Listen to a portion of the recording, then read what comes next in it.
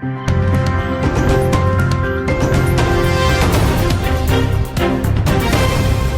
guys, welcome back to Daily Entertainment Bars right here on GH TV. Please, if you are new here, kindly subscribe to this channel and also click on the bell icon right next to the subscribe button. And also don't forget to also drop your comment in the comment section below. Give this video a thumbs up and also share this video with your friends and loved ones. What's up? Choke. 6 months. And this guy give me one of my biggest hits from my career. I still use the chop today. Wow. He's one that produced Yeah. Oh, nice. He wrote it. I don't do like 5 years, bro.